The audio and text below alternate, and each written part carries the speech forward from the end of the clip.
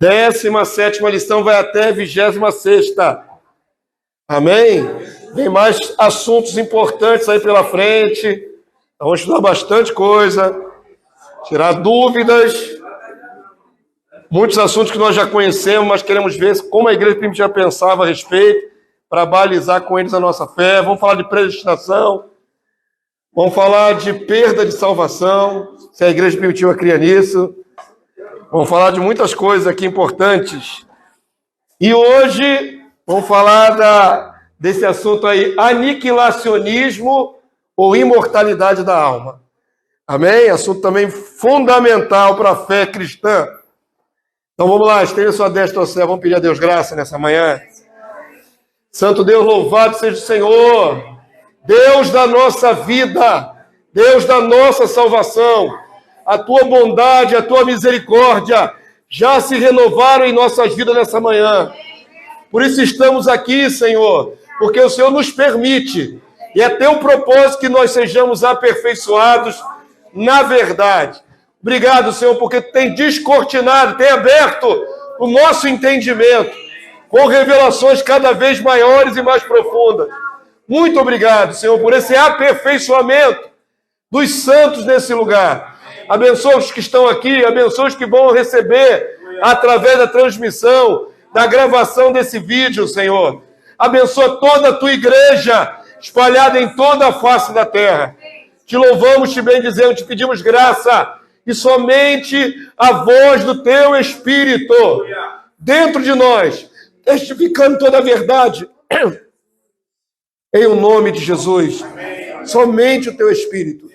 Não aceitamos e rejeitamos qualquer influência maligna, qualquer espírito contrário a essa reunião. Nós repreendemos no nome poderoso de Jesus. Seja a tua vontade feita nessa casa, sobre as nossas vidas, em nome de Jesus. Amém e amém. Glória a Deus, sente-se, por favor. Vamos lá, vamos começar. Assunto importante, irmão. Nós já temos uma noção bem definida sobre a alma dos santos. Para nós não é novidade que as almas continuam vivas. Alguém tem dificuldade de pensar isso? Não, né? As almas dos santos estão vivas. Correto? Amém? Está correto. E as almas dos injustos estão vivas? Também. Também. Porém, queridos, logo no começo do cristianismo, uma corrente filosófica grega atestava coisas diferentes. Isso reverbera até os dias de hoje. Vou mostrar isso a vocês. Então, há muita gente no meio cristão evangélico que acredita que a alma desaparece na morte. Tem muita gente crendo nisso. A maior parte crê que a alma continua, mas uma parte crê que ela é aniquilada ou desaparece. Então vamos tirar essa dúvida hoje. Avança aí para mim quem está no comando. Vamos lá. Qual o objetivo daquela imagem ali? Qual a imagem? Nas mãos de Deus, a alma nas mãos de Deus. É só uma ilustração. O desenho de abertura aí. Todo desenho tem Tem um porquê. Por que tem esses mãozão grandão aí segurando uma pessoa, né? A ideia da alma está segura nas mãos de Deus. Bem perguntado. A gente já vai falar nisso, mas vamos devagar. A questão aqui nem é para onde vai, mas se vai ou não vai. E se não for? Essa é a questão. Entendeu? Para onde vai? Não vai? Fica no mesmo lugar? Essa é a questão. Aqui não estamos prescutando qual é o destino da alma, necessariamente. Estamos querendo saber se ela continua ativa ou não. Ou se ela desaparece. Essa é a questão. Então vamos combater uma ideia filosófica contrária às Escrituras e à revelação do Senhor Jesus Cristo. O aniquilacionismo ou mortalidade da alma é sofisma, é engano, que argumenta que a alma humana morre junto com o corpo, desaparecendo completamente e sendo assim, por consequência, não seria julgada nem condenada a uma existência de tormentos no lago de fogo e enxofre. Olha só como é que essa ideia ela é escapista, errônea. Vou repetir. essa ideia filosófica já existia no tempo da igreja primitiva, de que a alma não ia para lugar nenhum. Ela simplesmente desaparecia. Dentro da igreja primitiva? Não, no meio filosófico da época. Lembre-se que a igreja nasceu num tempo de muita filosofia greco-romana, né? Os famosos filósofos, os grandes pensadores, não é? Eles tinham muito mais abrangência e aceitação do que, às vezes, a igreja primitiva que estava ali iniciando sua pregação. Então, nos meios acadêmicos já se pensava isso. Vem de Aristóteles, famoso Aristóteles. Os estoicos e os epicureus, de Epicuro. Presta atenção. Já estava estabelecido na mente de muitos, naquela época, que a alma não ia para lugar nenhum. Ela simplesmente, desaparece. Morria junto com o ser humano. Isso invalida a ideia de que a alma vai comparecer num tribunal, vai ser julgada, vai para o lago de fogo e enxofre. Então, nessa ideia não tem condenação pós-morte. Não tem condenação. É a vida como ela é e acabou. Entendeu qual era a ideia dessa turma toda aí? Dos filósofos e tudo mais? Na verdade, assim, nós nem teríamos alma, teríamos só folha. Só um vaporzinho que some e desaparece. Pois é. Isso hoje ainda reverbera. Eu falei que ainda tem hoje, como por exemplo, os testemunhos de Jeová, os adventistas, eles afirmam exatamente isso. Que a alma, na hora de morrer, não vai para lugar nenhum. O testemunho de Jeová só tem alma vivente, aqui e agora. Só agora. Os adventistas também. E outros grupos evangélicos também. Então, para eles é o aqui e agora. Quando morre, aquela essência do ser humano desaparece. E aí a matéria vai para a terra, se dissolve, se decompõe, e o ser humano desaparece. Isso é muito antigo. No Testemunho de Jeová e Adventista, século XIX. O pensamento de Aristóteles é bem antes. É lá atrás, mais de 2000 anos atrás. Tem mais cinco teorias, ou 5 vertentes, mostrando essa parte aí. Então, tem muitas, derivações. Então, eles vão variando, mas a ideia essencialmente é a mesma. A alma sumiria. O que seria muito bom para quem foi mal, né, irmãos? Pensa. Acabou a vida, acabou tudo, não vai pagar mais nada, não sofre mais nada. Entra naquela filosofia, né? Comamos e bebamos porque amanhã morreremos. Tudo se resume aqui, nessa primeira etapa da vida. Então, essa linha foi assumida por vários grupos, baseados basicamente em Eclesiastes. Eu já comentei aqui sobre o livro de Eclesiastes, vamos falar mais um pouquinho mais adiante. Ok? O livro de Eclesiastes está errado? Não. O livro de Eclesiastes é um ponto de vista. Ele não é errado, ele é limitado. Se você observar bem, ao longo da Bíblia, a revelação ela é gradativa. Porque aprove a Deus falar tudo em mistério no Antigo Testamento e trazer luz com Cristo no Novo Testamento. Jesus é a chave que abre a maioria dos textos, que eram enigmáticos no Antigo Testamento. Deus falou tudo em mistério e a sabedoria ou revelação vem a partir do Novo Testamento. Então não devemos nos espantar que um livro do Antigo Testamento não tenha a plenitude da revelação. Claro que não, está ali ainda em mistério. Então o Eclesiastes, ou o pregador que é Salomão, ele faz um livro que narra a experiência da morte dos homens e dos animais a partir do ponto de vista de quem está vivo na terra, debaixo do sol. Debaixo do sol é a expressão para quem está nesse nosso mundo. Ok? Ele não prescruta, ele não vai além, ele não traspassa para dizer o que acontece depois que a alma morre. Ele diz categoricamente que não sabe. Como é que alguém inspirado por Deus diz que não sabe? Não sabe porque Deus não revelou a ele, ué. É simples assim. Pastor, então por que um livro é colocado na Bíblia sem saber, né? Ou assim, com entendimento incompleto? Porque Deus vai liberando a revelação conforme lhe apraz. Mas, pastor, fica fica meio confuso, porque se a palavra de Deus é a verdade. Mas quem disse que o livro de Eclesiastes nega o resto? Eu falei que é mal interpretado. O livro de Eclesiastes não nega a revelação. Ele não tem a revelação. É muito diferente. Mas a mais, nem essa ideia nem é invalidada, porque Jacó, muito antes de Salomão, diz que descerei, né, até o meu filho, do ar. Então, a esperança de Jacó está lá. O Eclesiastes, o escritor, ele está fazendo uma análise da vida. Se você não entender qual é o propósito do livro, você se confunde no que ele está falando ali. Ele está analisando a vida. Já é um homem que viveu tudo, ele bebeu tudo, ele comeu todas as comidas, ele teve todos os prazeres da vida, ele chegou velho, cansado, e dizendo tudo é enfado. Ele está olhando para um prisma totalmente Humano, do mundo dos vivos.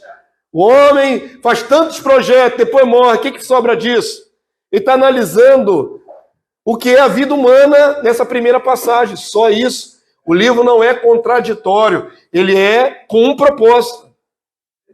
Agora, aí vem a igreja do Novo Testamento, que deveria se pautar em quais revelações? Do Novo Testamento, que traz luz no Antigo, e faz a sua defesa da fé num livro do Antigo Testamento. Esse é o erro. Sem a revelação. Sem a revelação, parece contraditório, mas não é. É só você entender que aquele livro tinha um propósito. Exortar as pessoas a viver o melhor possível e ter temor a Deus enquanto está aqui agora, no mundo dos viventes. E a análise dele é só essa. Ele está olhando filosoficamente o seu tempo, dizendo, olha, tudo é canseira, tudo é enfado, o melhor que o homem faz é ter sua esposa, é criar seus filhos e temer a Deus. Pronto. Esse é o propósito do livro de Eclesiastes. Não é falar do mundo do além. Entenderam? Ele fala da morte, mas ele não vai além disso. Morre o homem, morre o cachorro. É a mesma coisa. Uma análise tão rasa, né? Tão básica. É verdade. Ele falou, melhor um cachorro vivo que um leão morto. Olha que tipo de pensamento é. Que tipo de análise. O homem mais inteligente de sua época. Ele está dizendo, o que adianta um leão morto? É inanimado. Um cachorro vivo, pelo menos, vai fazer alguma coisa. Faz caquinha, esconde o osso. Mas um leão morto, não serve para mais nada. Do ponto de vista do mundo, dos viventes. Amém? Se enxergar dessa maneira, não há nenhuma contradição. Vamos lá, vamos ter um texto aqui de Eclesiastes.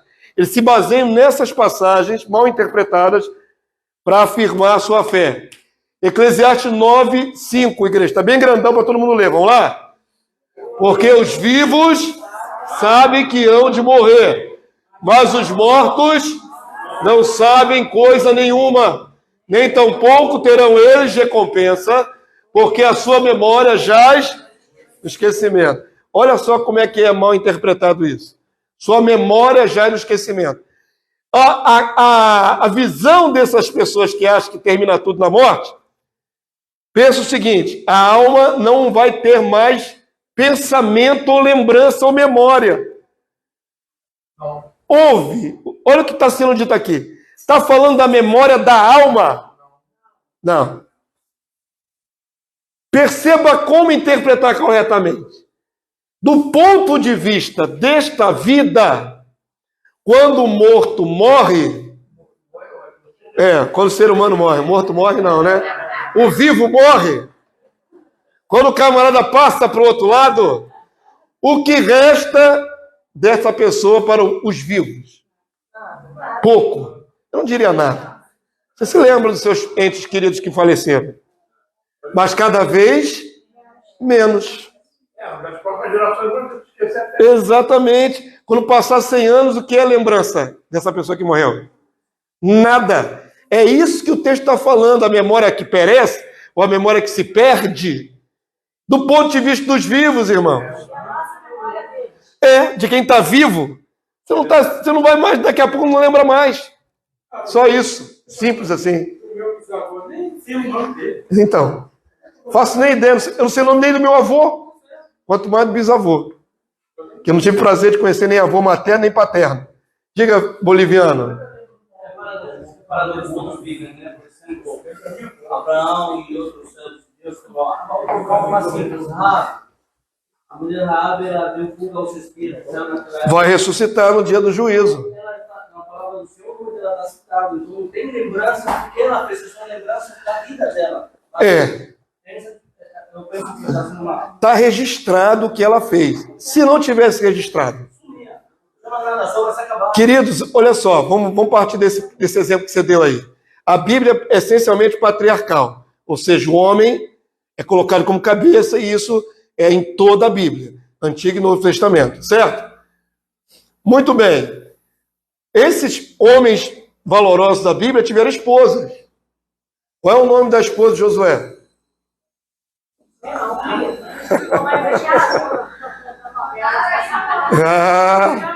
Ela viveu? Ela existiu? Ela gerou filhos? Com certeza. Está registrado o que ela fez? Não. A memória dela já é no esquecimento. E aí você pode colocar toda a maior parte das mulheres que não são citadas na Bíblia. Por exemplo, sabemos que Pedro tinha esposa, porque tinha sogra. Ele tinha esposa e sogra. A sogra aparece uma passagem aí. Jesus curando ela de uma enfermidade. E dos outros apóstolos? Qual é o nome das esposas? Elas existiram? Existiram. Se casaram, tiveram filhos, geraram filhos para os apóstolos? Talvez, muitas. Filipe, por exemplo, que era diácono, teve 2 filhas ou 3 profetisas. Qual é o nome das filhas do Filipe? Qual é o nome da esposa de Filipe? Não tem. Então, sem registro, se perde na história, para o mundo dos vivos, se perde aquela pessoa. Como é que é o nome da esposa? Qual é o nome da esposa de quem? A Record sabe. Fazendo piadinha. Logo cedo, pô. Logo cedo já vai começar já? Falando coisa séria, o cara tá vendo piadinha. A memória já no esquecimento é porque nós esquecemos. Eu nasci em 1968. Quem era o prefeito do Rio de Janeiro naquela época? Duvido que alguém saiba. 68. 68, prefeito. Eu duvido que você saiba quem é o prefeito do Rio de Janeiro em 1968. O Google sabe tudo, mas a gente não sabe. Avança aí para mim. Se eu não me engano, era Costa e Silva. Era presidente Costa e Silva? Então não sei. Também chutei mal pra caramba. Apareceu pelo menos o presidente. Era Costa e Silva o presidente? Em 68? Carlos Lacerda? Governador. Carlos Lacerda. Isso para quem tem boa memória. A maioria boiou. Vamos lá, queridos. O livro de Eclesiastes, então, tem que ser visto do ponto de vista dos vivos, dos viventes. Eclesiastes 9:10. Olha como é que mesmo ele tendo visão limitada, ele fala do Sheol, irmão. Isso aqui contradiz os que dizem que Eclesiastes fala do aniquilamento da alma, ou do desaparecimento da alma. Porque mesmo sem ele enxergar, ele fala que a alma vai para o Sheol. O mesmo livro de Eclesiastes de Salomão. Vamos ler aqui? Tudo quanto te vier à mão para fazer, faze-o conforme as tuas forças. Porque o que, irmãos? Moalei no Sheol, para onde tu vais, não há obra, nem projetos, nem conhecimento, nem sabedoria alguma. Volto a afirmar, comparando com o que você pode adquirir aqui na vida. Aqui na vida você pode fazer obra, aqui na vida você pode executar projeto, ou fazer uma casa para morar. Isso é uma obra, um projeto. No mundo dos vivos você faz. Depois que morre, vai para o outro lado, vai fazer casa lá do outro lado? Acabou. Obter conhecimento, está na faculdade, aprender, é agora aqui. Nem louvar. No mundo dos mortos não se louva. Então, essa é a questão. Ele está falando, faz tudo agora aqui no mundo dos vivos, dos viventes, porque esse tipo de obras de projetos, de realizações pessoais, não se pode concluir no mundo dos mortos. Para o além, para onde tu vais. Alguns acreditam que ele falou do Sheol como sepultura. Mas a palavra é Sheol. Sheol é o mundo dos mortos. Amém? Então quem vier com conversinha fiada, dizendo que o livro de Eclesiastes afirma que a alma não vai para lugar nenhum, que ela desaparece, você diga para ele aqui, ó, a alma vai para o além ou para o mundo dos mortos, no próprio livro de Eclesiastes. Então ela vai. Se ela não fosse a lugar nenhum, mas ela vai. Mesmo num livro limitado de visão como esse. Mesmo capítulo, mesmo texto, né? Mesmo livro. Mesmo livro, não o mesmo capítulo, mas o mesmo livro. Então a alma vai. Ela vai ou não vai, irmão? Ficou parecendo até o Silvio Santos. Vai ou não vai? Vai. Para onde vai?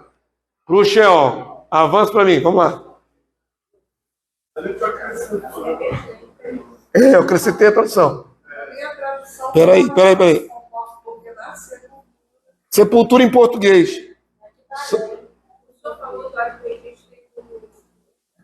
Testemunho de Jeová. Testemunho de Jeová, ele sempre vai ter um céu. Então, se a alma não acredita em arrebatamento na terra. Não, a doutrina do testemunho de Jeová é toda confusa. Não tem arrebatamento. Arrebatamento é para os 144 mil. O resto não tem arrebatamento. Eles ficam aqui na terra. Eles ficam aqui no mundo. Eles são a criação. A maioria esmagadora dos testemunhos de Jeová não são ligados ao Cristo. Eles são o povo de Jeová. Povo, criatura, criação. Eu não entendo direito, porque nunca me aprofundei nisso, como é que reaparece esse povo todo. Porque se eles creem que desaparece quando vai para a sepultura, no futuro tem ressurreição. Mas a ressurreição volta a aparecer. Do mesmo jeito, é um ato mágico, né? É um ato mágico. A alma desaparece e, pelo poder de Deus, depois reaparece. É um ato mágico. Tem coerência na teologia mesmo, na doutrina mesmo. É, a coerência é que desaparece e depois reaparece. Só isso. E a igreja vai reinar com Jesus da Nova Jerusalém, o milênio. Não, isso eu sei, eu tô falando na hora que desaparece a alma, aí volta o povo. Volta, mas não tem muita coerência. É um ato mágico. Meu irmão disse com Jeová, se é uma.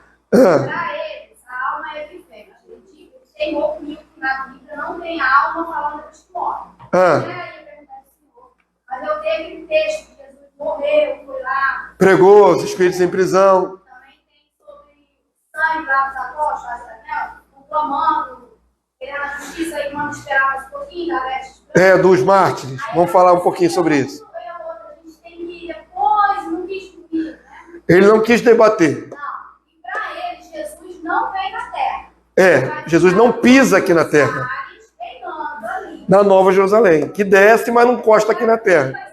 Eles não têm filhos, eles creem no Senhor e não têm os filhos.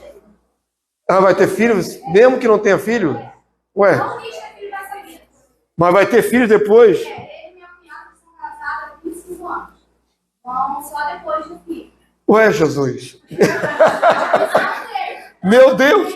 É uma variante que eu não tinha pensado. Quer dizer, eles como criatura de Jeová vão procriar no mundo vindouro. Que esperança é essa, hein? Mas a Bíblia... Cheio de fé. Eles creem no futuro. Vai ter filho no mundo vindouro. Alma vivente, é isso? Aí ele diz que só faz alma vivente. Quando morre, não se fala de alma. Para ele, tipo, virou pó, acabou. Mas virar pó é o corpo. A alma não pode virar pó. Quem for condenado, a condenação que não vai existir mais. Aí é que está o X da questão. Aí é que está o X da questão. Esse desaparecimento é muito conveniente. E é um alívio para quem fez o mal, né? Então vamos falar sobre isso um pouquinho. Amém? Vamos lá. Vamos desdobrando esse rolo. É mais complicado do que você imagina. Para gente que tem já afirmado no coração que a alma continua, maravilha, que vai para o paraíso. Tranquilo, que a alma vai para o Hades. Mas como a gente vai combater o engano? que ainda tem em muitos corações. O que faltava a Salomão em revelação, e por isso sua análise era do ponto de vista dos que estavam vivos sobre a terra, na vinda do verbo vivo, ou seja, quase 1000 anos depois, veio Jesus. Salomão é 900 e poucos anos antes de Jesus. Olha quanto tempo levou até Jesus vir ao mundo, do ponto de vista que Salomão tinha dito. E aí Jesus traz a revelação. Lucas 20, capítulo 38. Vamos lá? Capítulo 20, verso 38. Ora, Deus não é Deus de mortos, e sim de vivos. Porque para ele, ponto final, acabou. Só isso aqui já acabaria com discussão. Se Salomão não sabe se vai ou não vai, se fica, se desaparece, Jesus diz, para Deus, todos os mortos vivem. Ponto. Os ímpios mortos estão vivos? Estão. Os justos mortos estão vivos? Estão. A ideia de vivo sendo morto é a alma. Corporeamente estão mortos. Em alma estão vivos. Ok? Isso aqui é o verbo vivo encarnado, que sabe todas as coisas. Diferente de Salomão? Diferente de Salomão, Jesus sabe o que está falando e afirma, para Deus, todos vivem. Acabou. Se eu podia acabar a lição aqui. Discussão para lá, está morto, desapareceu. Não, para Deus tudo vive. Ok? Está aí, é a verdade pura e cristalina dos lábios do verbo vivo. Com certeza, com esse conhecimento da Escritura, praticamente dele tem ali aquela passagem do Antigo Testamento sobre vários fatos. Talvez para uma parte dos judeus. Por exemplo, os saduceus não acreditavam na ressurreição. Deviam ser esses cabeça dura que não acreditavam na ressurreição. Mas uma parte acreditava, os fariseus acreditavam na ressurreição. Agora, foi citado aí o texto, né? Que Jesus foi pregar aos espíritos em prisão. Eu já li comentário judaico dizendo que esses espíritos em prisão não são almas, são demônios. Ah, Jeová, Rafa. Por que Jesus desceria para pregar para demônio? E são desobedientes do tempo de Noé. Pois é, mas já vi comentário judaico dizer que ali não é alma, são demônios. Quer dizer, quando a pessoa quer negar algum princípio bíblico, ela vai inventar uma história. Fala sobre a questão dos falsos pastores. Pois é. Pastores não existiam outros pastores também. Pois é. Tem sempre uma teoria errada, né, irmão? Verdadeiros. Ou seja, no próprio povo de Israel. Dentro de Israel também tem. Exatamente. Rabinos bons e rabinos falsos. Isso aqui é muito comum, eu vou passar adiante. Amém? Avança aí para mim. Salomão pediu a Deus por o quê? Sabedoria. Pois é, pediu sabedoria porque tinha que guiar um povo enorme. Ele recebeu sabedoria para ser... A palavra de Deus diz que Salomão era muito versátil. Dentro da sabedoria tem revelação? Dentro da sabedoria tem uma certa revelação. Agora entenda uma coisa. O que é revelação? O que foi dito a Daniel? Daniel foi mostrado o tempo do fim. Daniel viu até o nosso futuro. Mas Daniel não entendeu. O fato de Deus revelar a Daniel o futuro não quer dizer que Daniel teve discernimento. Ele só viu. E aí falou, Daniel, essas palavras vão ficar seladas e encerradas até quando? Se está selado e encerrado, ninguém vai ter entendimento até Deus abrir. Entenda isso em nome de Jesus. A palavra não é contraditória, nem o livro de Eclesiastes é errado, não é isso. É limitado pela soberana vontade de Deus.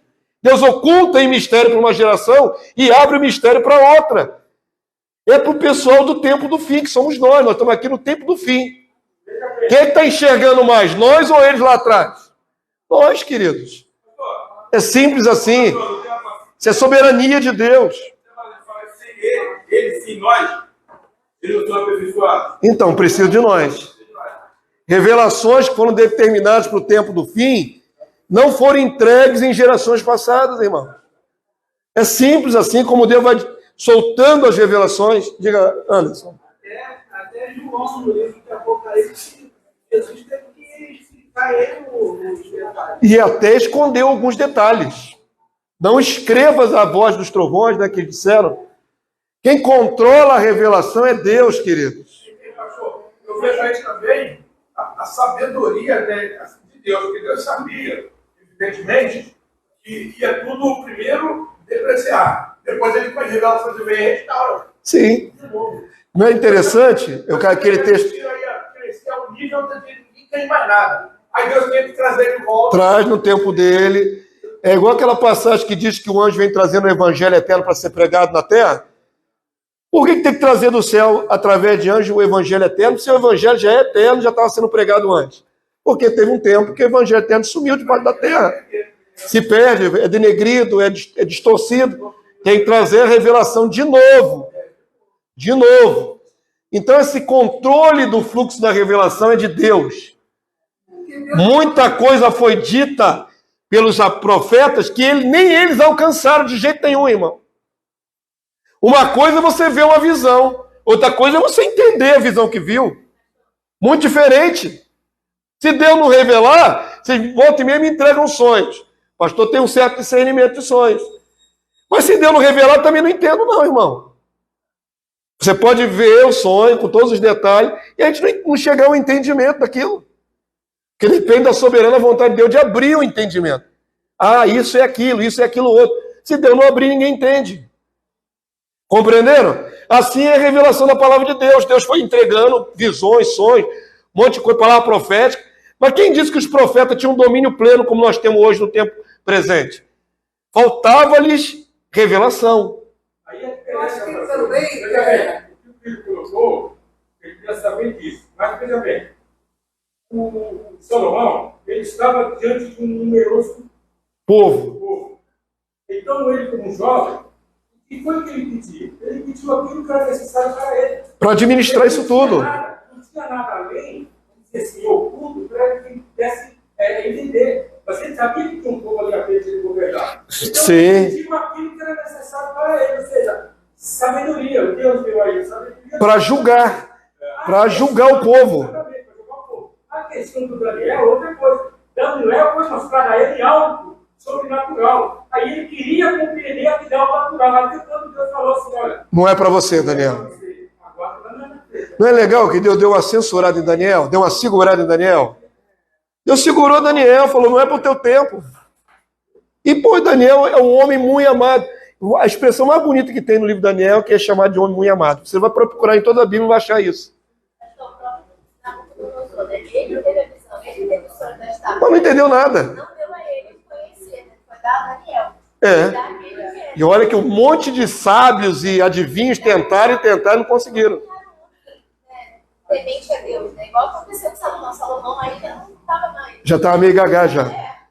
Mas o fato é, mesmo quem tem a visão ou o sonho, não quer dizer que tem o discernimento. A visão qualquer um pode ter, mas a revelação... Revelação só Deus que dá.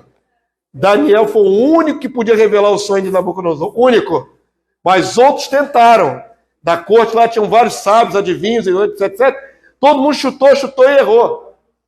Se Deus não abrir, irmãos, nada feito. Nós estamos vendo um tempo de muita abertura de selo, de visão, de sonho, de entendimento. Entendimento abundante que está agora. E a internet só veio ajudar, né?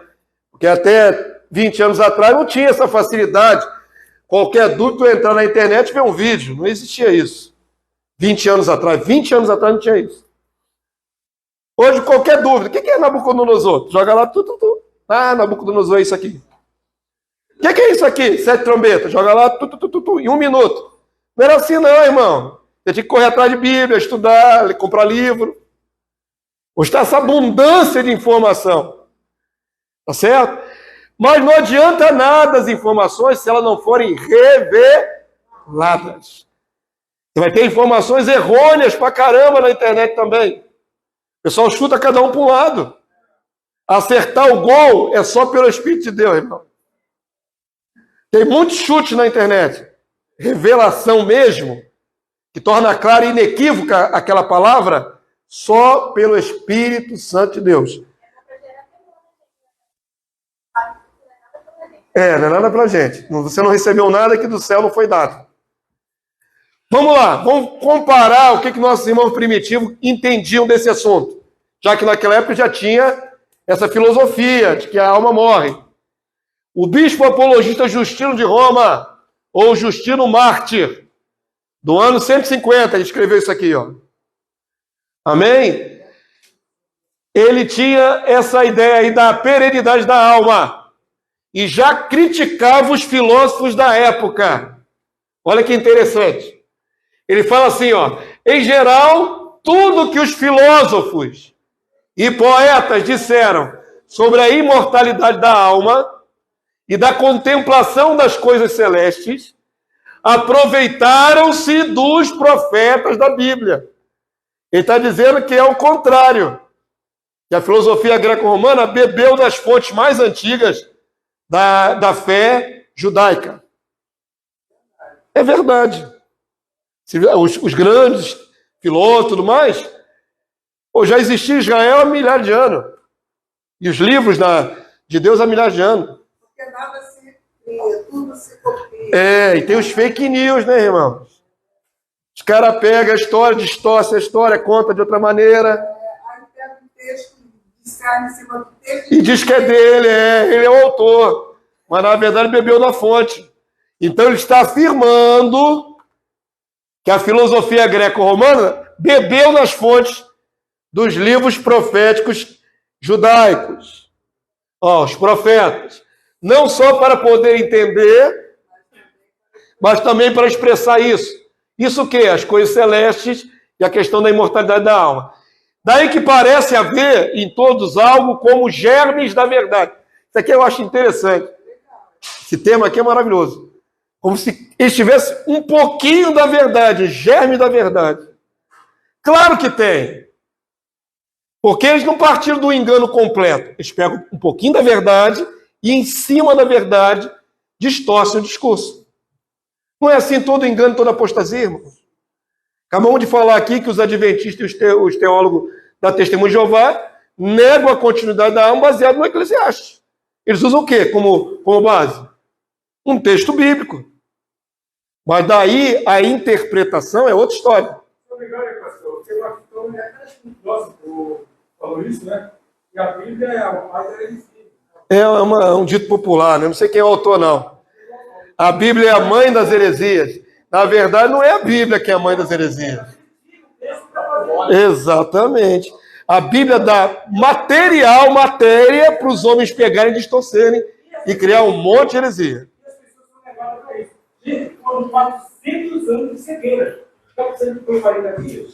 Foi muito tempo. 400 anos de cegueira. Para depois que isso, um tempo determinado, para colocar por terra e tudo isso. É onde entra João no princípio do verbo, que é verdadeiro, o verbo estava com Deus. João estava combatendo exatamente esse filósofo daquela época. E Jesus mesmo vai combater. E essa carne, esse verbo e essa palavra se transformou em carne. Se Jesus não desse, nós continuaríamos confusos. Teríamos a palavra na mão, que nem os judeus têm, e continuaríamos confusos. O judeu não tem a Bíblia, não tem pelo menos o Antigo Testamento na mão? Todo. De Gênesis a Malaquias. Por que estão confusos até hoje? Por que não enxergaram o Cristo, que já veio há 2000 anos? Com a Bíblia na mão. A Bíblia dele, a Bíblia hebraica. É porque não enxerga. Quem interpretou errado. Não, pode ter. No Antigo Testamento tem base para provar Jesus. Ou não tem? Tem, pô. O livro de Isaías é todo messiânico. Se Jesus não viesse, talvez nem o Velho Testamento teria chegado até nós hoje. Pois é, estaríamos confusos até hoje, perdidos em trevas. Então veja bem, já naquela época existia fake news, viu, irmão? O cara pegava da Bíblia, criava uma teoria e dizia, eu que criei, fui eu. Eu, filósofo tal, entendi isso sobre a imortalidade. Ele, na verdade, se baseou no que ele já tinha precedente na palavra de Deus. Furto de mérito, isso aí. Tecnicamente é isso. Todavia, demonstra-se que não entenderam exatamente pelo fato que se contradizem uns aos outros. Então, ainda que todos eles tenham bebido da mesma fonte bíblica, na hora de desenrolar o rolo, cada um explicou de um jeito e ficaram contraditórios. A palavra de Deus não tem contradição. Toda aparente contradição da palavra é falta de entendimento humano. Ponto. Eu defendo isso com todas as forças. Pode me apresentar textos conflitantes. Eu vou mostrar a vocês que se harmonizam. Não tem texto conflitante na Bíblia, tem falta de discernimento. Graças a Deus que está sendo escrito, o 7 de abril decidi aquele que está pregando. E se isso se Deus deixar, né? E se Deus der, né? Avança para mim. Esse é outro irmão da antiguidade, apologista. Apologista é defensor da fé. Atenágoras fez uma petição ao imperador da época, no ano 177. Escreveu para o imperador qual era a fé cristã. Quem quiser ler em voz alta comigo, isso aqui não é texto canônico, sempre separa o que é igreja primitiva e texto canônico. Mas vamos lá, quem quiser ler comigo. É mais verossímil o contrário. Aqueles que pensam que não se terá que dar conta desta vida, tanto faz se é boa ou má, e que não haverá ressurreição, mas julgam que o corpo perece também a alma. E esta, como que se apaga, é natural. Dizíamos que esses não se abstenham de nenhum atrevimento. Nada ficará sem ser examinado diante de Deus. E que juntamente com a alma será castigado o corpo, que cooperou com seus impulsos e desejos racionais. Estão vendo que a ideia é antiga? De apagar a alma na hora que morre? Aí no finalzinho ele ainda fala de ressurreição, né? Agora aqui já é o apologista Atenágora falando a verdade. Primeiro ele cita o que eles pensam. Até aqui é o que eles pensam. Os que negam, né? Não vai prestar conta da vida, quer seja boa ou má. A malandragem é essa. Quando desaparece a alma na morte, acabou. Não tem julgamento nem ressurreição. Quando, na verdade, vai comparecer com alma e corpo para pagar pelo que fez quando estava vivo. Os impulsos da carne. Essa é a verdade. Entenderam? Até aqui é o argumento errôneo. Até aqui já é um defensor da fé falando a verdade. Todo mundo entendeu isso aqui? É claro, né, irmãos? Avança para mim. Percebo que é muito, muito antiga a ideia de apagar a alma na morte. Aqui eu coloquei só as ilustrações, porque eu não vou ler os textos, porque nós estamos cansados de ver esses textos. Sabemos perfeitamente pelo Novo Testamento que a alma vai para algum lugar. Aqui foi a que eu achei do Rico e do Lázaro, irmão, diferente, né? Tem uma barba de Abraão muito mal feita aqui nesse desenho. Tá feio ali, né? Poxa, Jesus amado. Aquilo ali é cosplay mal feito. Aqui é uma ilustração, aqui é outra coisa. Sabemos que a alma vai para um lado ou para o outro, no Hades. Aqui, as almas que estão debaixo do altar de sangue, clamando a justiça. Então, olha só, os dois fatos. Aliás, irmãos, para a igreja primitiva, a parábola do rico e do Lázaro não é uma parábola, viu? Tem gente que anula essa parábola, porque é só uma historinha. Parábola é uma historinha moral. Para a igreja primitiva, é fato narrado por Jesus. Então, a alma do justo no seio de Abraão, a alma do incrédulo do outro lado, dividida por um abismo, continuam conversando, continuam acordadas, continuam entendendo, lembrando. A alma não tem lembrança. O morto não tem lembrança. Continua lembrando. Esse aqui pede pelos irmãos que ficaram na terra, os 5 irmãos dele. Tem anseios nessa sede, aí pode ser até só uma impressão da alma dele. Mas tem necessidade. Está lúcido. E vivo, ainda que morto. Vive em alma, morto na carne. E aqui nessa passagem também, as almas clamando têm lembrança. Estão acordadas, estão suplicando, estão querendo vingança pelo seu assassinato. Aonde que a alma está apagada, desaparecida, inconsciente ou dormindo? Dormindo para morto é eufemismo. palavra dormir é só um eufemismo. É uma figura de linguagem que ameniza, que suaviza. Seria assim, o morto está dormindo. É muito bonitinho, quase cândido, quase infantil. É infantil, uma linguagem infantil, irmão. Pastor, se exatamente eu posso voltar, seria no cerebrão? Cerebrão? Seria só uma linguagem ali, né? Só uma figura, só uma visão. Visões aparecem e desaparecem. Visões não estão lá naquele local específico. Eles aparecem e desaparecem. Na verdade, o ser humano é uma bonzinho de Deus, né?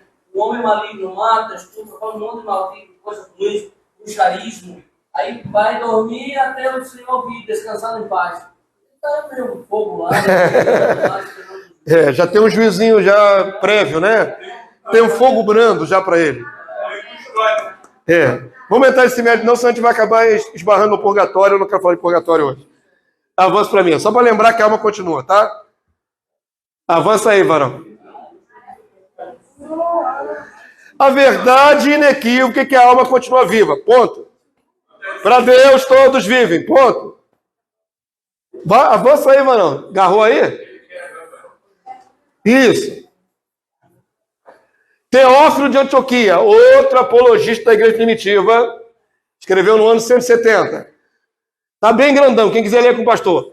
Falaram também sobre a providência, que Deus cuida de nós, não apenas enquanto vivemos na carne, mas também depois de mortos. Em outra passagem, a alma saindo dos membros do corpo voou para o Hades. Essa é a fé da igreja primitiva. Saiu do corpo a alma, vai para onde? O Hades, para o mundo dos mortos. Avança para mim. Hoje tem um filminho, tem um tempinho que eu não boto um filminho para você, um filmetinho, né? Só para ilustrar, irmãos. E afinal de contas, ela é o fim da vida ou apenas o começo? Há muita confusão em relação ao que acontecerá conosco depois da morte. Isso, tá bom, né? Só para dar uma ilustradazinha das almas saindo do corpo ali. E o filme Desgosto, hein, irmãos? Quem não viu Desgosto? Desgosto. Quem viu Desgosto? Todo mundo já viu. É um clássico. Nunca viu, pastor? Sorte sua. Naquela época era um pioneiro, né? Pioneiro do espiritismo moderno, Desgosto. Aquilo ali causa muita doutrinação por tabela, irmãos. Muita gente fica crendo naquilo que está ali no filme. O cachorro, eu também já vi. As 4 vidas de um cachorro, um negócio assim. O próprio cachorro fica voltando em história sucessiva. Eu sou, já vi esse desenho animado. Enfim, queridos, tudo mentira, viu? Vamos voltar para cá. Avança aí para mim. O quê? Isso. O que vocês viram até agora comigo aqui, que já é muito antiga a ideia de aniquilar a alma, certo? Isso invalida a ressurreição e dá a essas almas a ideia de que não vão pagar pelo que fizerem em vida. A grande questão dos aniquilacionistas deve ser essa. Querem um alívio. Certo? Aí não vai ter julgamento. Exatamente. No diálogo de Trifão com o judeu, né? O Justino com o judeu Trifão, parece que Justino nega a imortalidade da alma ao refutar o pensamento de Platão. Presta atenção agora nisso que eu vou falar aqui, porque isso me quebrou a cabeça, tive que pesquisar bastante. Se você pegar o livro do apologista Justino Mártir e ler sobre esses tópicos da imortalidade da alma, você vai vê-lo negando a imortalidade da alma. Vai parecer que ele nega. Parecer. Falta para nós o entendimento que ele está combatendo um erro vigente naquela época. Deixa eu explicar isso bem claro para vocês. Uma leitura superficial, sem contexto, só lendo o que está escrito, vai parecer que Justino nega a imortalidade da alma, dizendo que a alma morre. Mas quando você se aprofunda no que ele falou e entende tudo, não destaca só um trecho isolado, você entende que ele está combatendo uma ideia vigente daquela época. Contra-argumentando. E nesse contra-argumento, às vezes parece afirmar uma coisa que não é. É como nós vimos agora o Teófilo, se não me engano. Ele primeiro mostrou o que os hereges pensavam, depois ele finalizou com o que ele pensa. Entenderam isso? Se você pegar o livro e destacar o trecho sem olhar esse debate com cuidado, você vai pensar que Justino negava. Então preste atenção. Ele não nega, vou mostrar e vou provar, porque tem um monte de testemunhos de Jeová que se baseiam em Justino. Sabiam que eles usam também os pais da igreja? Testemunhos de Jeová. Entra lá no site dele lá, é jw.org. É JW? É. Acho que é. É a Torre de Vigia, Cidade Torre de Vigia. Entra lá que tu vai ver. Então eles vão usar até os pais da igreja primitiva. Só que nos trechos que lhe convém. E tirado do contexto, parece afirmar uma coisa que não é. Então, para provar que Justino Mártir não cria que a alma morria, trouxe alguns trechos. Mas me quebrei a cabeça para até entender tudo, viu, irmão? Foi difícil. Não é tão simples assim. Vamos lá. Contudo, eu não afirmo que todas as almas morram. Olha o argumento. Isso seria uma verdadeira sorte para os maus. Se as almas realmente, ao morrer, desaparecessem, quem fez toda a sorte mal descansaria. Deixaria de existir. É um alívio. Digo, então, que as almas dos justos permanecem no lugar melhor. Então ele está negando que a alma continue? Não. Se elas vão para algum lugar melhor. Correto? Então ele está vendo que as almas vão. Dos justos. Ele enfatiza. Ele é meio... Termos que os teólogos, analisando eles, dizem. Ele condicionaliza. Ele condiciona. É como se a continuidade da vida, da alma, dependesse se é boa ou má. Esse é o pensamento de Justino. E, queridos, não há nada demais também a gente pensar o seguinte: nem todos os pais da igreja concordam em todos os pontos. Ok? Não é a Bíblia, é o pensamento cristão primitivo. Sempre destaco isso para você. Não... então por que você usa, pastor, pensamento para a gente balizar a nossa fé? Vai ter uma comparação. Ok? Ajuda a gente a pensar. Então ele diz assim: as almas dos justos permanecem num lugar melhor. E as injustas e mais, aqui, iam em outro lugar. Então ele acredita que também as almas dos maus continuam existindo em outro lugar. Correto? Esperando o tempo do quê? Do julgamento, do juízo. Desse modo, as que se manifestarem dignas de Deus não morrem. As outras são castigadas enquanto Deus quiser que existam e sejam castigadas. Ele parece dizer assim: se Deus quiser, essas almas dos maus também podem desaparecer. Não é isso que ele está argumentando ali? Mas ele não afirma. Ele diz: Deus pode. Deus pode. Deus pode todas as coisas, irmão. Ele deixou em aberto aqui. Olha bem, pastor. Por isso que ele vem lá em cima, contudo, eu não afirmo que todas as almas morrem. Porque ele está dizendo lá embaixo que as que forem dignas, ele não morre. Ele está mais afirmando que a alma justa é perene. Exatamente. Mas não diz a mesma coisa, ele não tem a mesma convicção e força para dizer as almas do mal vão existir para sempre também. Ele faz essa diferença aí. Mas ele não afirma, ele só diz que Deus tem o poder de, se quiser, ele não está determinando. Deus poderia fazer essas almas desaparecerem. Ok? Mas ele não afirmou. Está em aberto. Só. Mas sugere. Nós não somos inocentes para dizer que ele não está sugerindo aqui que Deus acabar com as almas dos maus. Está sugerindo.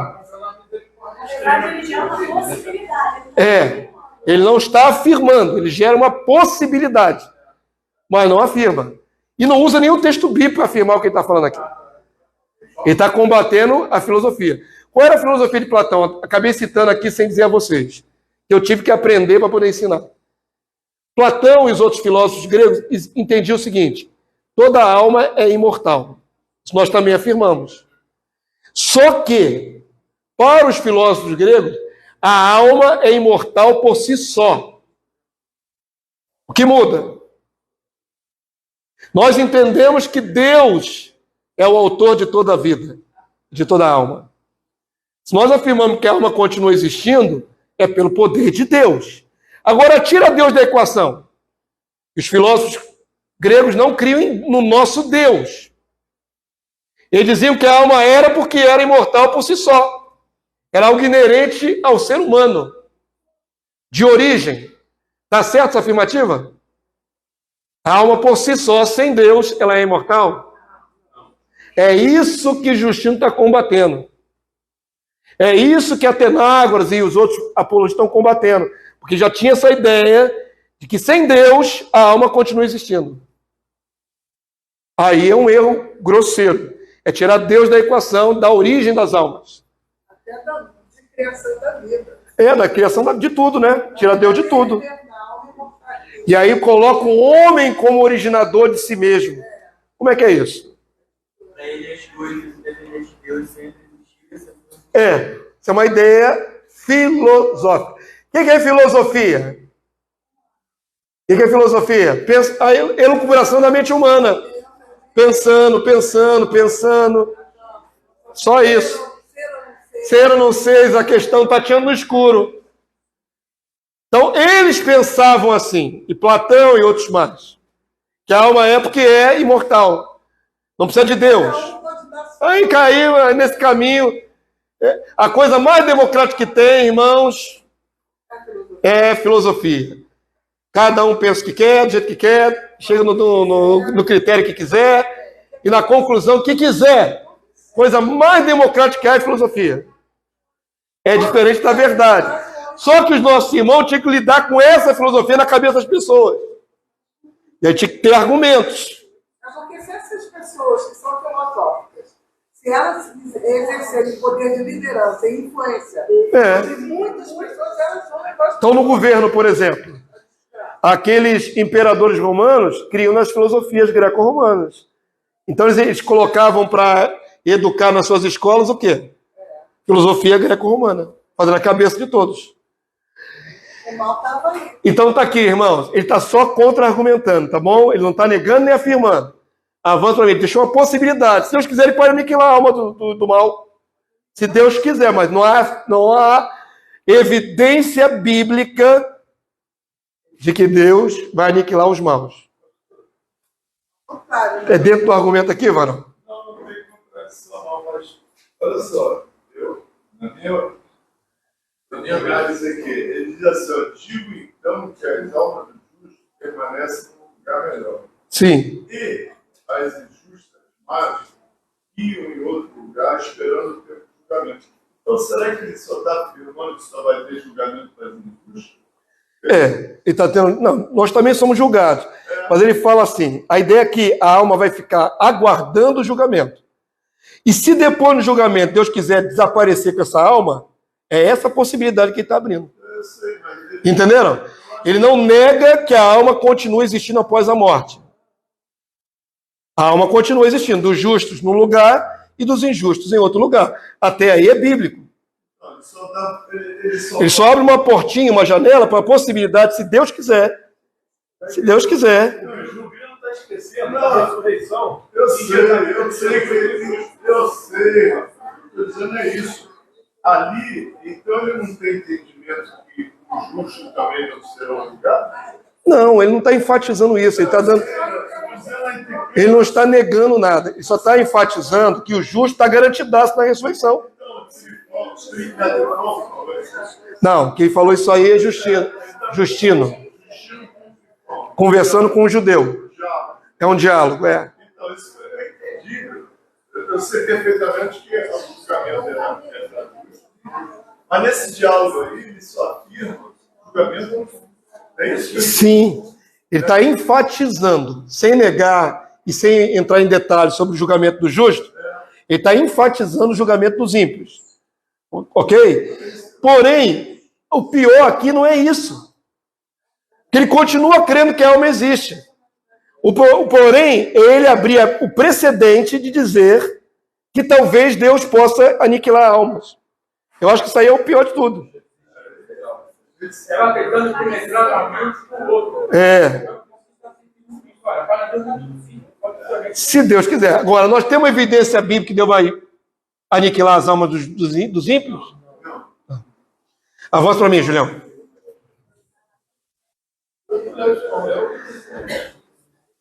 Como eu disse, irmãos, tem coisas que nós sabemos já, fomos iluminados, mas quem disse que não tem contra-argumentos aquilo que pensamos? O que nós estamos dando a vocês aqui são ferramentas para pensar. Porque na hora que alguém vier com contra-argumentos, você tem que ter resposta. Não basta saber o que você já sabe. Você tem que saber o que o outro pensa.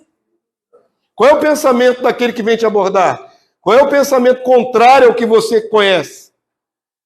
Então, esses argumentos contrários são bons para ilustrar, deixar nossa mente adestrada, para quando nós formos falar a verdade, nós batemos o martelo. Ó. Batemos o martelo. É assim, ó. Por que não é assim como você está falando? Porque é assim. Amém? Quem disse que é fácil? Se eu trouxesse toda a argumentação de Justino aqui para a gente analisar, irmão, aí é fundir a cuca de vocês. Eu estou trazendo um resuminho do resumo do resumo do resumo. O livro dele é um livro dessa grossura assim, em português. Só esse diálogo com o judeu Trifão são páginas e páginas. É muita página de diálogo. Eles estão dialogando. Então tem mais argumentação. Amém? Quem quiser, compre o livro de Justino Martins e se aprofunde. Eu estou fazendo aqui o suprassumo. Pulou um? Volta um aí, Varão. Não é uma carta, é uma carta. Não sei se é uma carta, se ele escreveu um livro depois da conversa. Não sei se ele mandou carta ou se ele escreveu o que ele conversou com o Trifão. Pulamos esse? Tá, então pulamos um aqui. Vamos lá, continua sendo Justino. Agora já não é a carta. Agora é a Apologia 1, Defesa 1. São 2 livros de defesa da fé e um diálogo com o Trifão. Isso vem de tudo no mesmo livro, aqui em português. Apologia 1, Apologia 2 e diálogo com o Trifão no mesmo livro.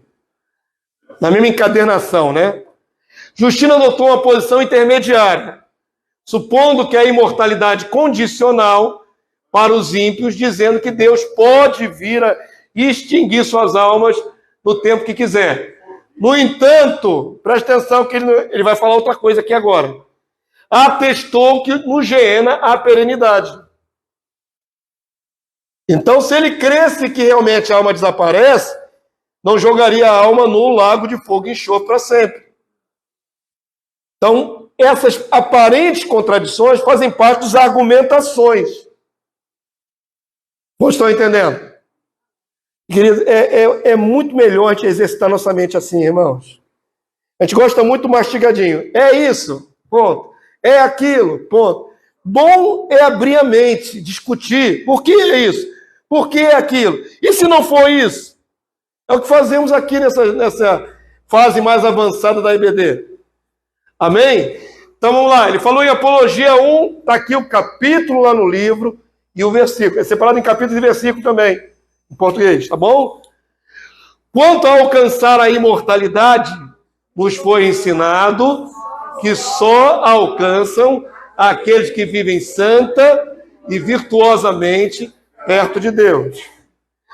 Assim como cremos que serão castigados com fogo eterno aqueles que viverem justamente e não se converteram.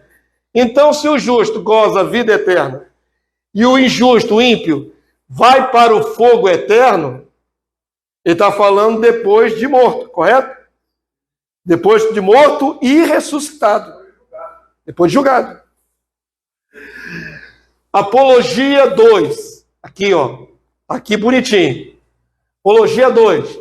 Porque entre nós, o príncipe dos demônios do mal, chamado Satanás, diabo, serpente ou caluniador, como você pode saber, se você descobrir por nossas escrituras, e que ele e todo o seu exército, junto com os homens, aqui ó, que o seguem, serão enviados para onde?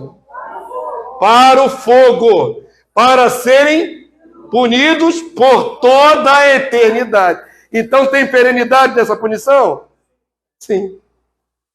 Sem fim, que é o que de antemão foi anunciado por Cristo. Quem revelou foi Cristo, que homens vão para o mesmo lugar que demônios e serão punidos por quanto tempo? Para sempre. Então, Justino não nega a perenidade da alma dos perdidos. Correto? Vão ser punidos para sempre. A ideia dos aniquilacionistas é que Deus não ia criar um lugar de punição eterna. Para eles acham e argumentam, eu já vi cristãos falando isso, que Deus, sendo bom, não pode criar um lugar que o ser humano fique sofrendo a vida toda. Isso não é uma coisa de um Deus bom. Avança para mim, mas essa é a verdade de Cristo. Oi? O que a gente faz com o versículo da Bíblia? O que a gente faz com as palavras de Jesus? Volta lá para o fogão ali, Ju. O fogo. O que a gente faz com as palavras de Jesus sobre isso aqui? Para mim não interessa o que o homem pensa. Não interessa mesmo, nem um centímetro do que o homem pensa. O que Jesus diz é o que é, irmão. Já acabou. Ele é a verdade encarnada. Quem quiser negar que haja um lugar de fogo eterno para pessoas, está negando a essência da pregação de Cristo. Ele que falou. Foi o próprio Jesus que falou. Amém? Mateus 18:8. Vamos ler bem grandão aqui. Esta é a verdade. Portanto, se a tua mão ou o teu pé te faz tropeçar, corta-o e lança fora de ti. Melhor entrares na vida manco ou aleijado, do que tendo as duas mãos ou os dois pés, seres lançado no Geena, no fogo eterno. Mas isso aqui é só uma ilustração, não é para cortar a própria mão nem o próprio pé. Aí eu te coloco. Então não adianta vir um argumento, seja ele quem for, o mais sábio sobre a terra, para negar isso. Dizer o contrário. Porque eu estou aqui na Bíblia, e que eles vão tentar diminuir isso. Eles dizem, não, mas Jesus não ia mandar cortar a mão. Agora o que acontece é o seguinte, ouve um argumento desses aí, e esquece e deixa a Bíblia de lado. E o resto todo? É só aqui que aparece condenação eterna no fogo? Tem vários textos. Não é literal. Então não tem fogo literal, não tem condenação literal, não tem nada literal. Irmãos, quem dera alguém tivesse vazado os próprios olhos, porque cobiçando com os olhos, roubar o que não é seu. Entenda? A ideia por subjacente dessa ilustração é que o homem peca com o corpo. Ou não é? Peca com a mente, age com o corpo. A consumação do pecado é sempre corpórea, irmão.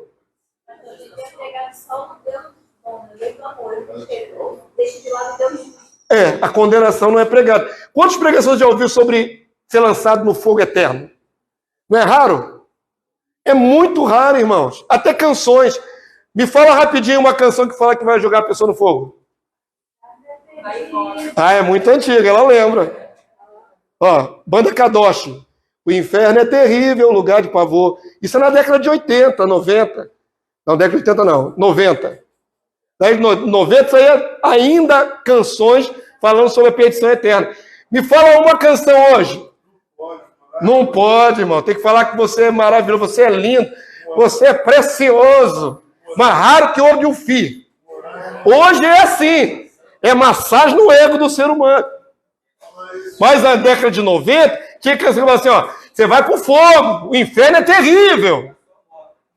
Hoje não tem uma canção que fala isso. Qual é a canção que fala isso hoje? Você é lindo, maravilhoso, Deus te ama. Próximo, abençoado. Você é justo, é a imagem de Deus. Vencedor, né? Jesus. Uma canção que fale que a pessoa vai para o lago de fogo. Uma canção evangélica. Vamos fazer, né? Não é muito popular, não, né? Isso aqui é verdade, irmão. Não interessa que o homem diga. Jesus disse que vai lançar no fogo eterno. vai lançar no fogo eterno. Ponto. Não dá ibope. Pregar sobre essa petição não dá ibope. Pode avançar, Julião. Saímos agora de Justino, estamos em Irineu, bispo Irineu de Lyon, estamos chegando no final. Se não existisse o mal e o bem, mas fosse somente opinião humana, que algumas coisas são justas e outras injustas, nunca teria declarado no seu ensinamento: os justos brilharão como o sol no reino de seu Pai. Então quem declarou isso foi Jesus. E os injustos, e os que não fazem obras de justiça, enviá-los aonde? Ao fogo eterno, onde o seu verme nunca morrerá e o fogo não se apagará. Doutrina raiz, cristã de raiz. Não é? Tem esse negócio de raiz? Mais básico possível. Irineu de Leão está afirmando aqui. Justo brilha como o sol. Condenado, fogo eterno. Você não pode tirar isso da essência do cristianismo. É a base do cristianismo. Se esconde que não devia esconder. Bispo Irineu de Lyon, estamos chegando no finalzinho. Ele afirma categoricamente que a alma humana não morre com o corpo. Ou seja, é imortal e consciente. Vamos ler comigo para a gente finalizar? Se o espírito daquele que ressuscitou Jesus dos mortos habita em vós, aquele que ressuscitou o Cristo dos mortos vivificará os vossos corpos mortais. Está citando aqui a carta de Paulo. Amém? Os que são os corpos mortais. Agora vai explicar o que Paulo falou. Serão as almas, mas as almas são incorporais em comparação aos corpos mortais. Com efeito, Deus soprou no rosto do homem o sopro da vida, e o homem se tornou o quê? Alma vivente, viu, Luciano? Mais um argumento primitivo.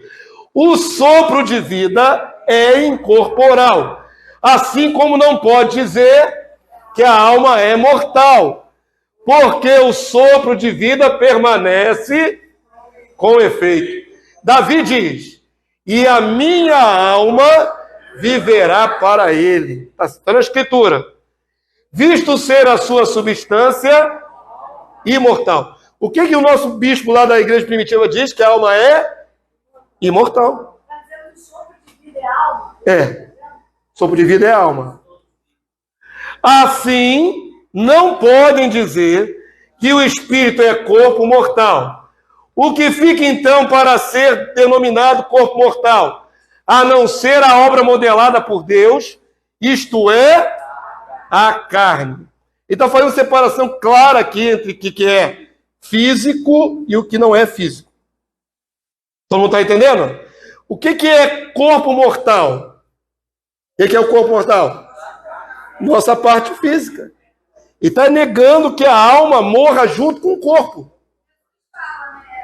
Tem que temer a Deus para jogar pelo alma. Exatamente. Devemos temer ao Senhor, que pode lançar no Geena alma e corpo. Aí depois de ressuscitado, no julgamento. A pessoa ressuscita no seu próprio corpo para ser lançada inteira no lago de fogo e enxofre. Com alma e corpo. Mas ele aqui faz uma separação, porque já havia a ideia de que quando morria, o corpo morria junto à alma. Ele está dizendo, não, o que morre é o corpo físico. A alma é imortal. Tá certo? É essa a argumentação do nosso bispo aqui. Ele diz assim, denominar corpo mortal, a não ser a obra modelada por Deus, isto é, a carne. Aquilo que o apóstolo declara que Deus vivificará, a carne. Não a alma continua viva. É esta que morre e se decompõe, e não a alma ou o espírito. Está vendo aqui ele usar as duas palavras juntas? Está fazendo distinção entre alma e espírito? Está fazendo distinção entre alma e espírito. Lembrando que ninguém vai para o mundo dos mortos sem espírito. Qual é a base para eu afirmar isso com todas as forças? Jesus desceu ao mundo dos mortos sem espírito? Só em alma? Jesus desceu porque ele era tinha a plenitude de Deus. Sim, isso não é espírito? Ele teve o poder para entrar e sair, porque ele tinha o espírito da vida nele. Sim. Mas ele foi espírito de Deus, mas o espírito humano. Alma, E o espírito humano não é ligado à alma do homem? Voltamos naquela aula lá atrás, né? Tem não, já fiz há muito tempo. Todo mundo aqui já sabe.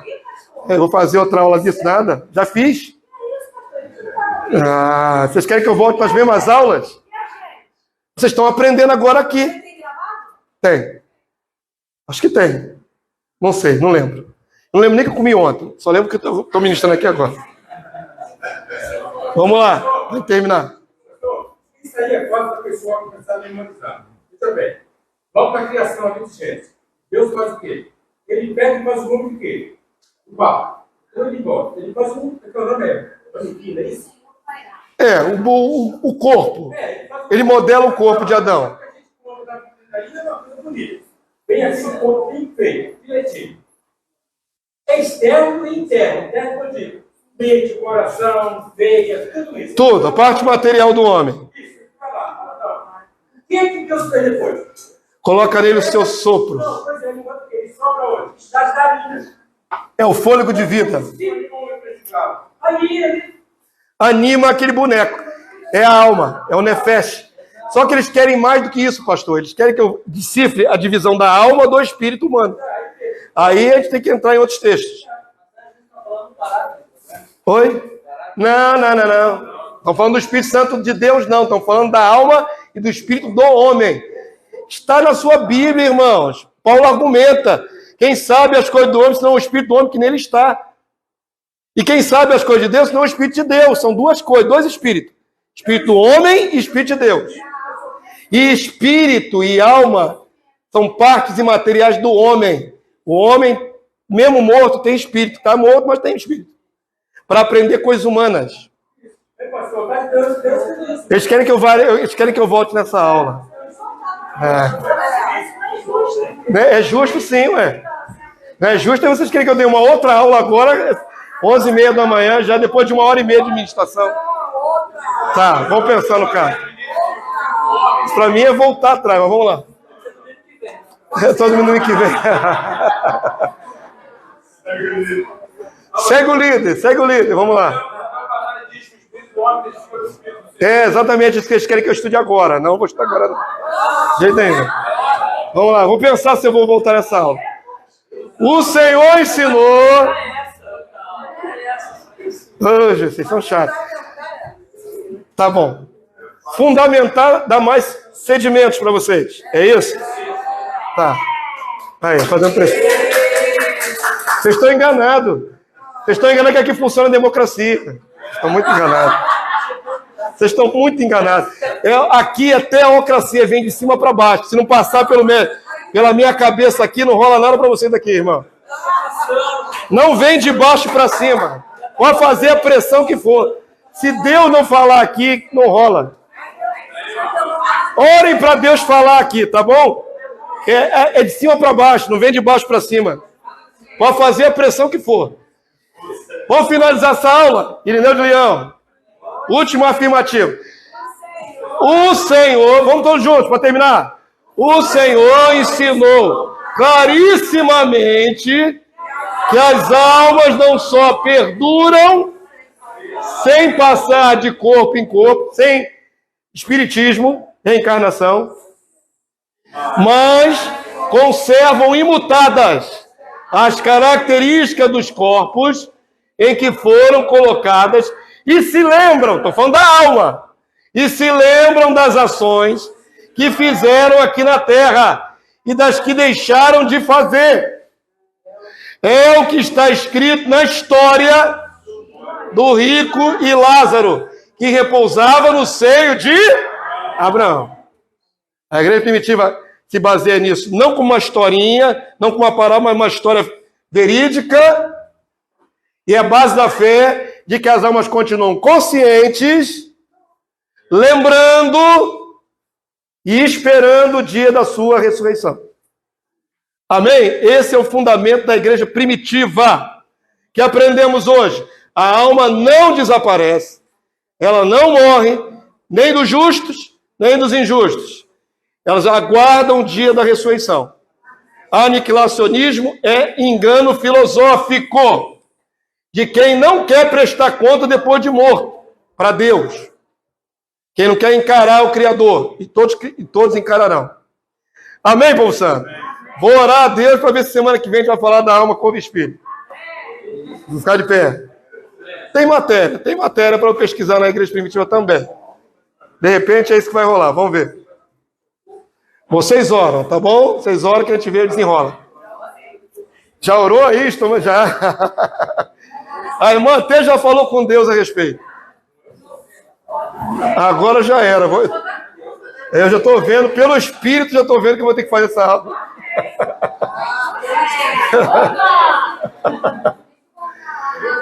Tem que voltar da matéria.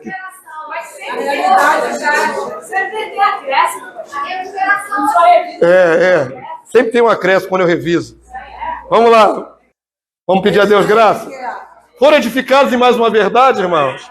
Tem mais argumentos para contra-argumentar com quem falar mentira? É esse o propósito. Semana que vem, talvez, é provável, falaremos da divisão da alma corpo e espírito. Talvez. Não tinha isso no currículo, não, mas vamos ver se a gente vai encaixar. Vamos pedir a Deus abençoando nossa vida. Senhor, muito obrigado por essa manhã na tua presença, mais uma vez. Sabemos que o Senhor tem conduzido todas as coisas. Se não for o tempo, se não for a tua soberana vontade, nós não teríamos esse entendimento. Chegou o tempo, Senhor, da tua igreja ter acesso àquilo que estava oculto, Senhor, das eras e das gerações. Tu tens aberto os mistérios para essa igreja do tempo do fim. Tu tens trazido de volta as vozes dos teus servos lá do passado para testificar a nossa fé nesse presente. Limpando a nossa mente de todo engano, todo sofisma, toda filosofia humana, diabólica. Em nome do Senhor Jesus, continua estabelecendo a tua verdade. Nos ajuda, Senhor, a separar claramente o que é teu do que não é teu. Ajuda-nos pelo teu Santo Espírito. Muito obrigado por esse tempo na vida da tua igreja.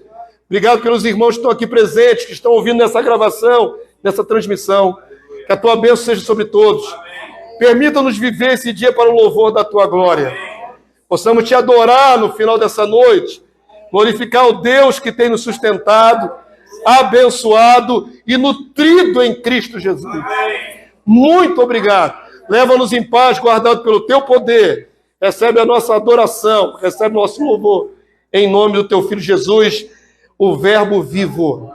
Amém e amém. Glória a eles. Glória a Deus. Glórias a Jesus.